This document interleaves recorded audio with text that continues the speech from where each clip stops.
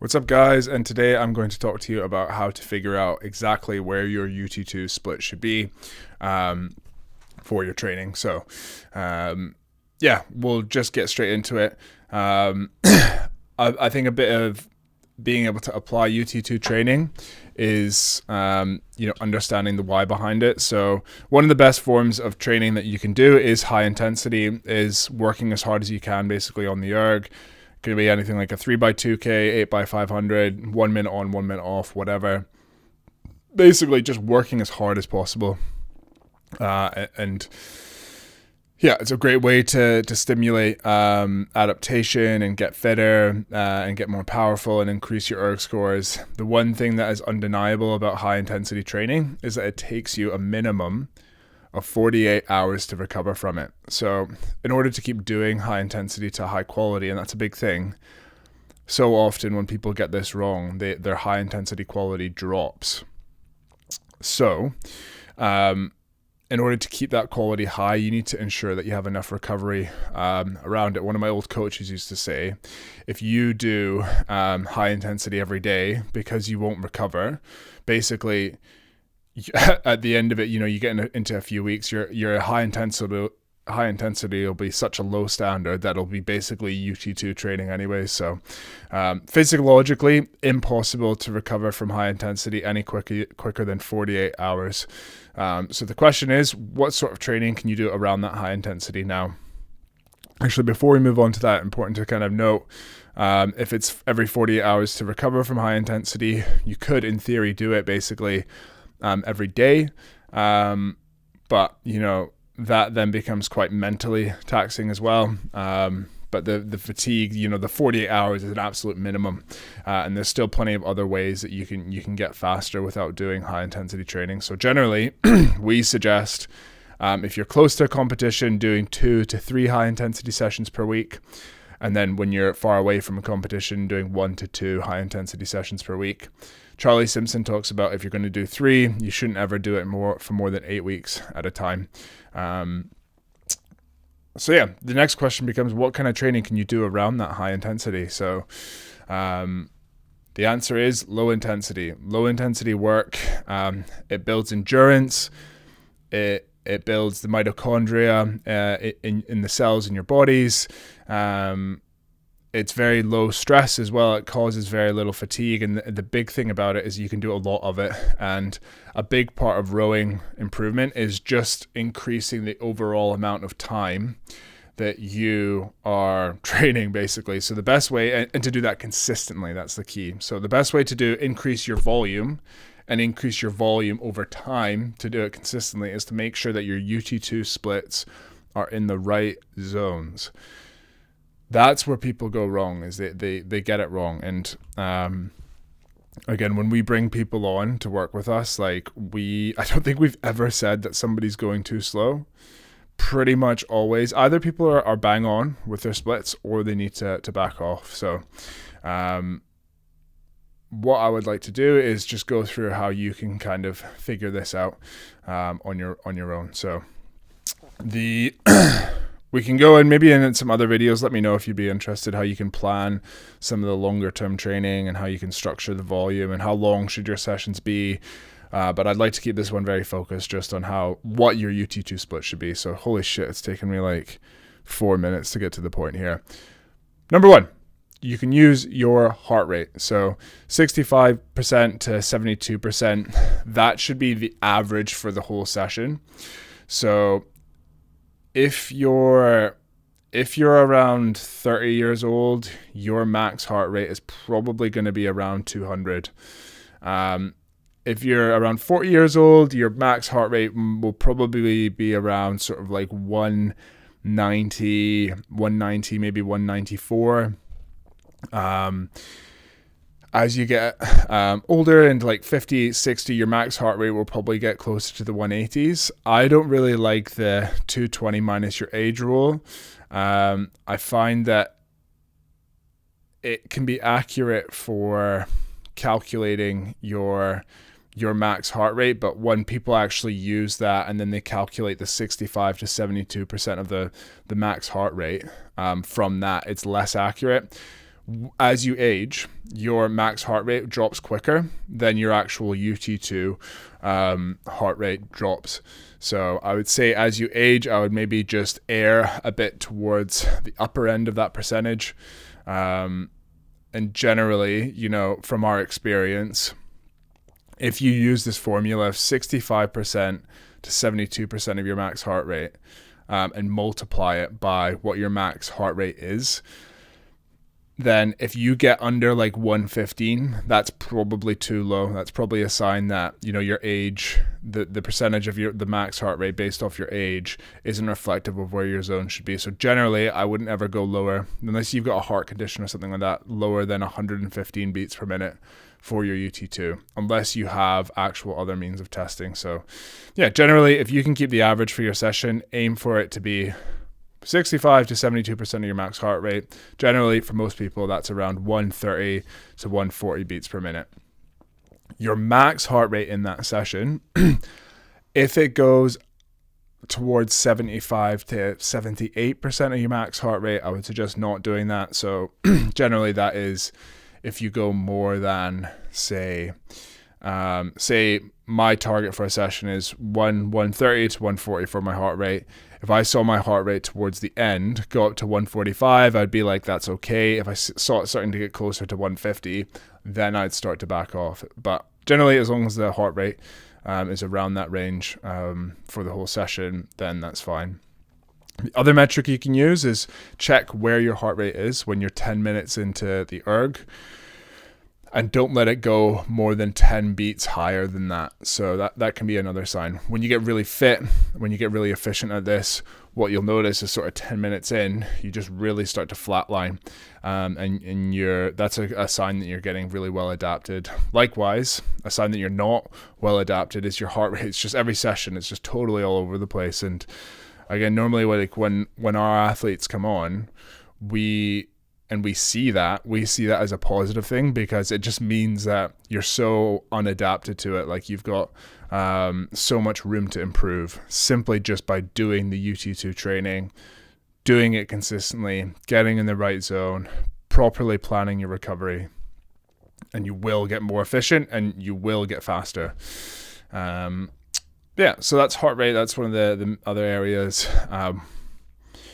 The next one is sort of a percentage of your 2K watts. So you could probably use around 48 to 52% of your max of your 2K watts. So go into Concept 2, Google Concept 2 watts to split calculator, put in your split, it'll give you your watts. Go in and times your watts by 0.5, get those watts, put them back into the Concept 2 website, and that'll give you roughly your splits. That's one of the simplest ways to go about calculating it. Often people's splits for when they do that method, they calculate their splits for UT2 as way, way, way slower than what it is when they're using their heart rate. That's a sign often that people aren't adapted and that they should maybe go towards their heart rate more, but they should also just do more UT2 because, again, they're going to adapt and they're going to get faster. So yeah, you can do lactate testing, which I don't really talk about this much because it's not that accurate. Oh, sorry, it's not that available. It's very, very, very accurate. It's not that available to most people. We bought one. It was about like 600 quid, and then the strips for the lactate testing, I think there's something like 6 or 7 quid every time you use one. So go ahead, buy one if you want, but it's a bit more expensive and a bit less accessible for most people out there. So generally you do a step test. I don't know if someone would be interested in how you do a step test. Again, let me know in the comments. And I think one of the easiest ways to do it, once you have a bit of experience under your belt, is RPE. So that's rate of perceived exertion. So very simple. 0 is like lying. It's like me right now. I'm lying in this chair, sitting back, chatting nonsense. A 10 is like, right now, how hard could I possibly go? For UT2, it should feel like a 2 to a 4 out of 10. So basically sort of like you can kind of talk in sentences quite easily. So an example would be if I'm doing UT2, it should feel like Yeah, I can talk in a sentence quite comfortably. And then you take a breath. Yeah, I can talk in a sentence quite comfortably. Imagine like you're running beside someone, you could easily just have like a long back and forth conversation. That's one of the quite accurate ways to do it. And feel often is kind of what we suggest is when people say their heart rate's all over the place or their splits are all over the place. Go off feel. That's more for the experienced athletes.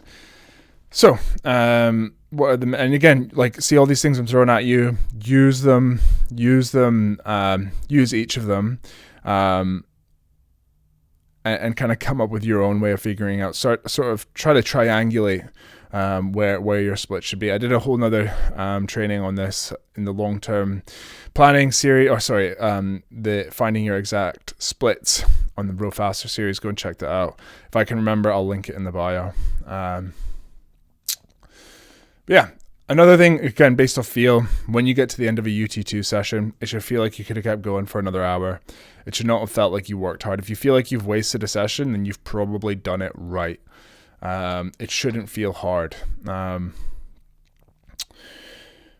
What happens is when you hold back enough in these splits, physiologically, your resting and your high intensity is of a higher quality. But often people's mindset issues around high intensity on the erg comes from the fact that they are just going way too hard in their UT2, and their body and their mind is getting tired, and they've just not got any gas when it comes to dropping the hammer for high intensity. So that's another thing. If you feel like you're holding back and you're getting bored, or it's too easy, when it comes to high intensity for your next session, I would, when you're getting bored, save it. Just sort of be like, right, I've got, 3x2K on Tuesday. I'm going to save it for that, and I'm going to go really hard then. And trust me, when you're doing these UT2 splits, you'll be building your base, you'll be getting fitter, but you'll also be saving that really good, the energy that matters for the high quality, high intensity work, and you'll be able to do it at a really high standard. So a lot of the time, people's mindset issues around HIIT, high intensity, is fixed when they do this right. There's also some evidence to suggest that when you're in the wrong zone for UT2, you're pushing into that hard zone, and this kind of something happens when you go from into that threshold zone, so that mid zone. You stop using fat as a fuel source, and you start using carbs more as a fuel source. And part of your body's way of using carbs as a fuel source, it releases adrenaline and cortisol, which helps convert these carbs into energy. But what happens is adrenaline, so you're going along and you start doing really hard training, say like hard UT2, your adrenaline and cortisol goes up. Adrenaline goes down quite quickly, but cortisol can stay in your system for up to about 2 to 3 days, and it takes a long time to get rid of that. So these hormones are also linked with demotivation and some mindset issues. So that's another reason to not do your UT2 too hard.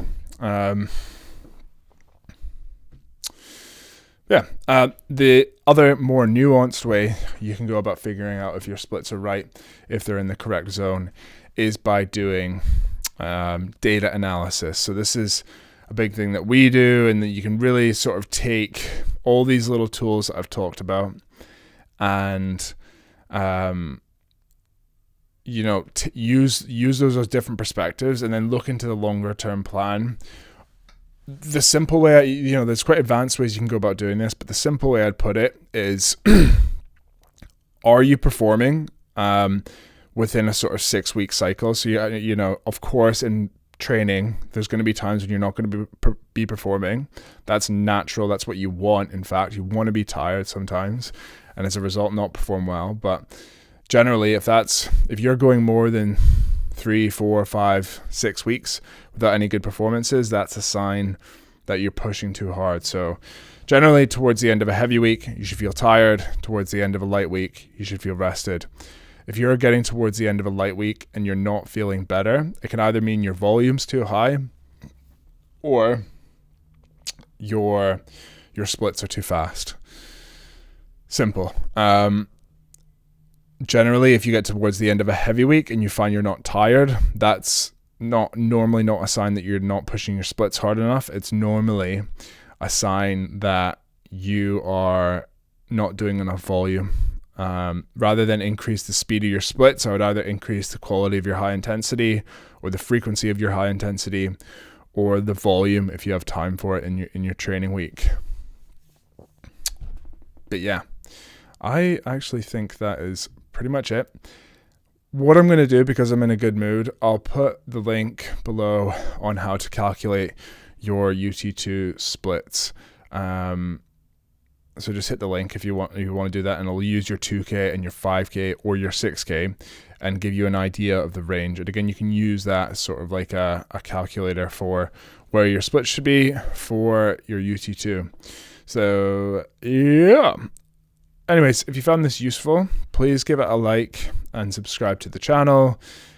If you have any thoughts or any questions, comment them down below. If there was any sort of little tangents I went on there that you'd like to hear more about, let me know, put it in the comment, and yeah, hope you have a great day and you enjoy going slower in your UT2. Bye bye.